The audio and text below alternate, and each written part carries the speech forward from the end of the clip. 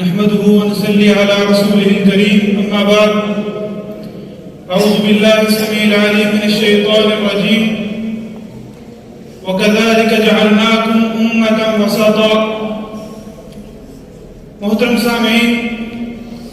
اللہ رب العزت نے انسانوں کو جیسے مختلف اشکال اور اذہان میں پیدا کیا ہے، اسی طرح اللہ رب العزت نے انسانوں کو دنیا کے اندر مختلف مقام عطا کیے ہیں. کوئی زیادہ علم اور تقوی والا ہے تو کوئی بالکل اجڑ اور جاہل ہے، اور کوئی علم اور تقوی کے اندر متوسط ہے. یہ اللہ تعالیٰ کی تقسیم ہے،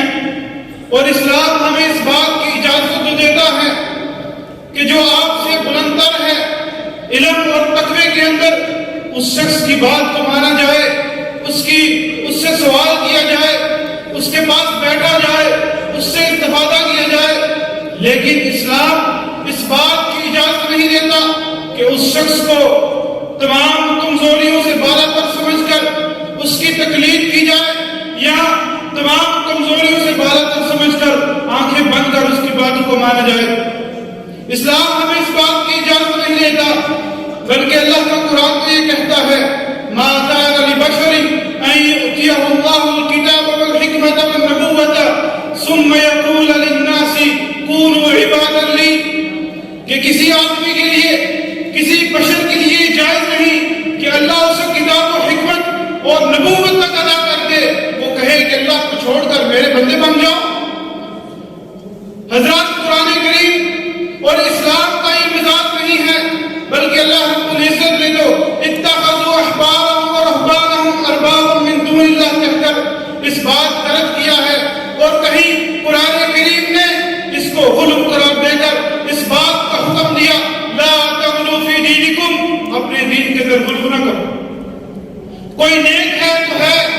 کوئی علم والا ہے تو ہم اس کی عزت کرتے ہیں، اس کے علم سے استفادہ کرتے ہیں، لیکن ہم اس کو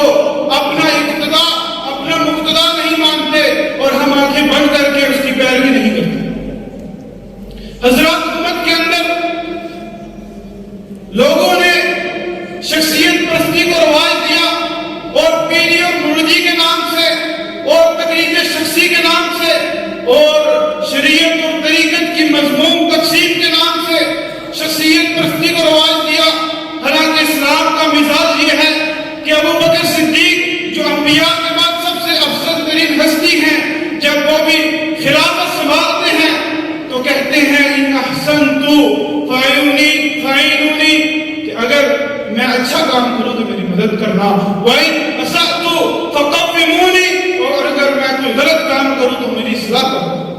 یہ اسلام کا مزاج ہے، یہ اسلام کی تعلیمات ہیں. حضرات، یہ شخصیت پرستی جب کسی معاشرے کے اندر آتی ہے تو پھر معاشرہ توحید پرست نہیں بنتا، پھر معاشرہ شرکیات سے بھر جاتا ہے، پھر معاشرے کے اندر شرک پیدا ہو جاتا ہے جو سب سے بڑا گناہ ہے.